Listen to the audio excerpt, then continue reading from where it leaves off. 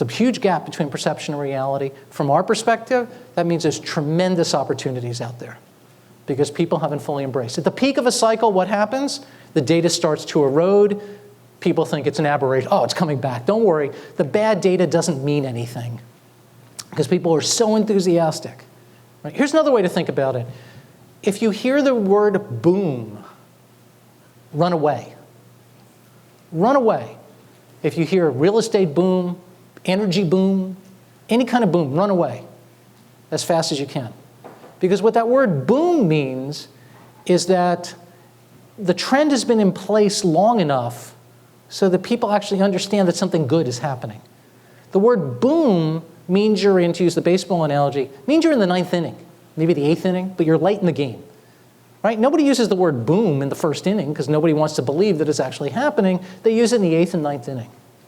Case in point, I even mentioned it, think of the energy boom and look at what just happened. Right?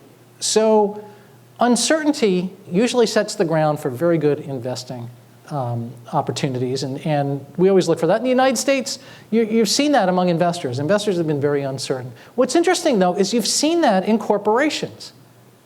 Right? I love on CNBC. You never know that I'm on CNBC all the time, but I love CNBC when they say, we have to talk to CEOs and CFOs because they have their ear to the ground of the economy, and they know exactly what's going on. Poppycock that they do.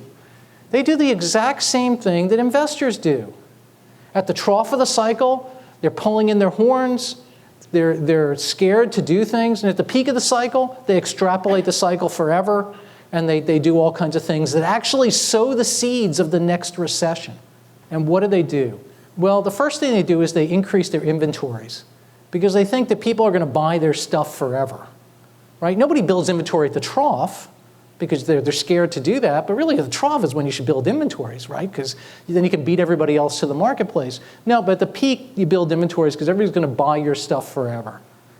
And then you have to build plant and equipment to produce all the inventory that you want to have so everybody can buy your stuff forever. So you start expanding plant and equipment. And then you have to finance that plant and equipment. And what you do as a corporation is you extrapolate your earnings and you extrapolate your cash flows and you say, well, we can finance that with debt because our earnings and our cash flows are so strong, we can easily take on more debt. In other words, they extrapolate the trend. And so what happens? Well, the cycle slows. Now they're going, uh-oh. We have a lot of inventory over here. What do? They have to work off the inventory. They have to sell off the inventory. They have to shut down their plants and close down the equipment because they're not producing anything anymore. They have to lay people off.